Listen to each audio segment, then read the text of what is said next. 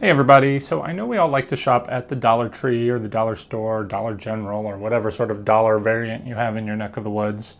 And I was there this past weekend and I came across some lenticulars. I'm sure you're all pretty familiar with these. It's, you look at it from one angle and it looks like one image. You look at it from the other angle, it looks like another image. And I get these every year because they seem to put out a few every year. This year they only had two. I don't know if that's just a temporary thing and they're expecting some more, or this is it. But I thought I would take a moment to show you how I like to sort of jazz up my dollar store purchases and the artwork around my house in Halloween time. So let's start with these lenticulars. Now, I'm going to show you the ones that I've had in the past. And basically, what I like to do is just put them inside a frame. Now, if you're not the type to just, go out and buy a frame to jazz up your lenticulars, because I know that can be kind of pricey, what I like to do is just use the ones around the house. Like I have a lot of images, pictures like this, and all I do is swap out the artwork for, the time period around Halloween. In fact, I'm going to show you that here in a minute.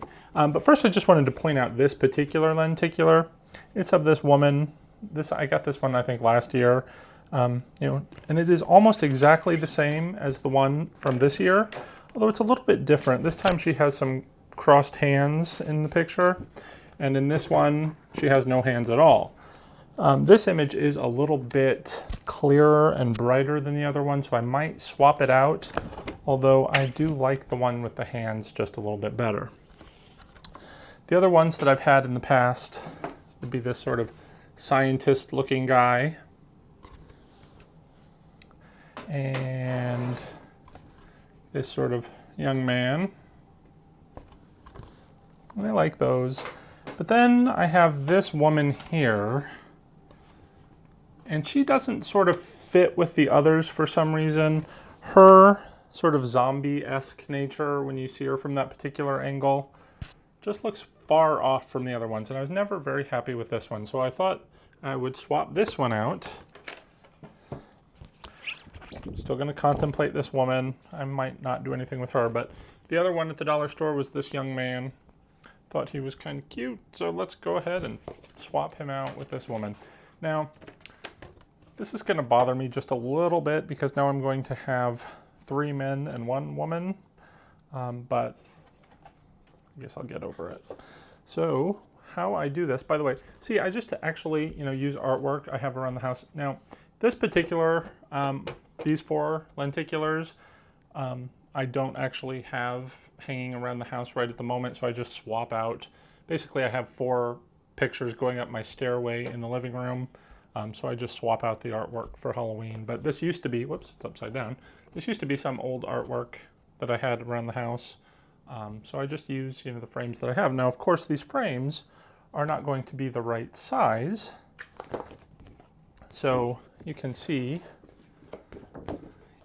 you got to trim it a little bit.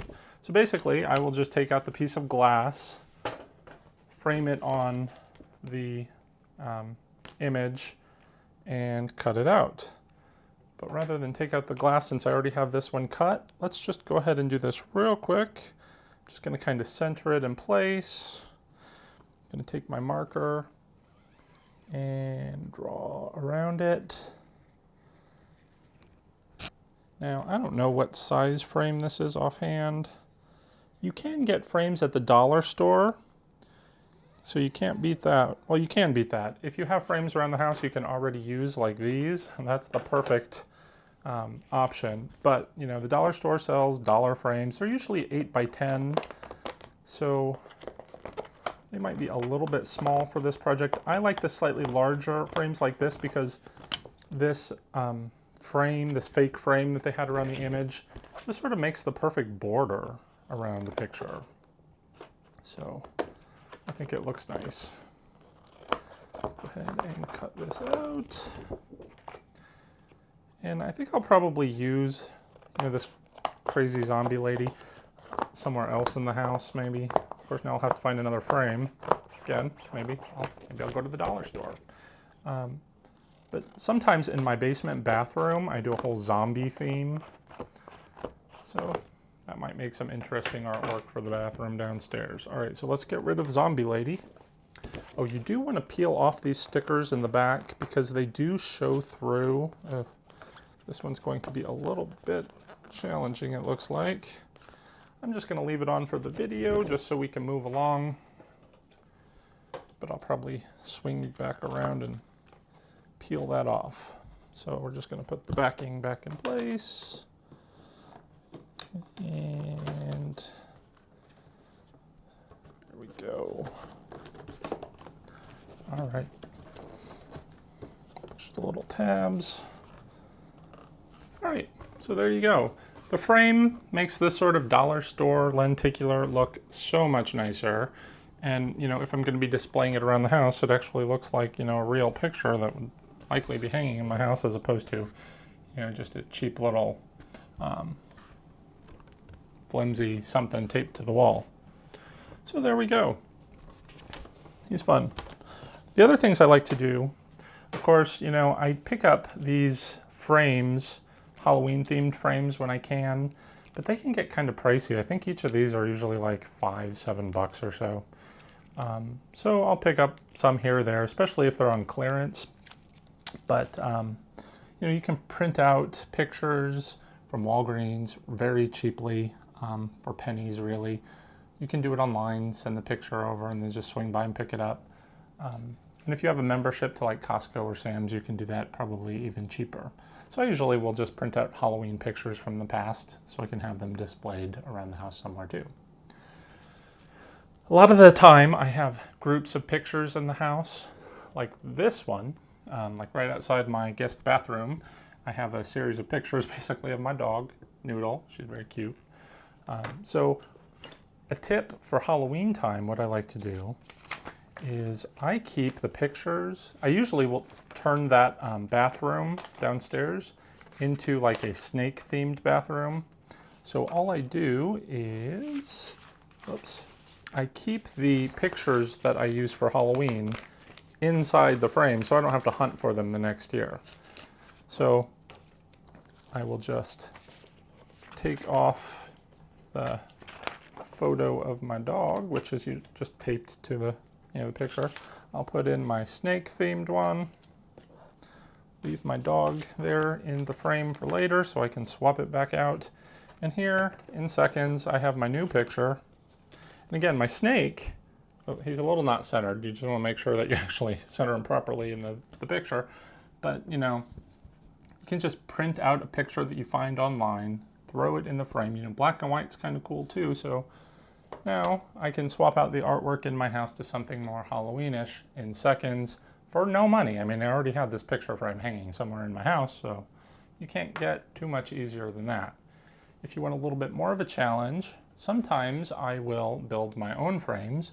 I mean, I had to do this because I used one year those Amosfear FX video projections of, you know, the portrait family that looks like zombies and they all move and whatnot. It was pretty cool, but I used TVs to project them, so I wanted to make them look like large portraits.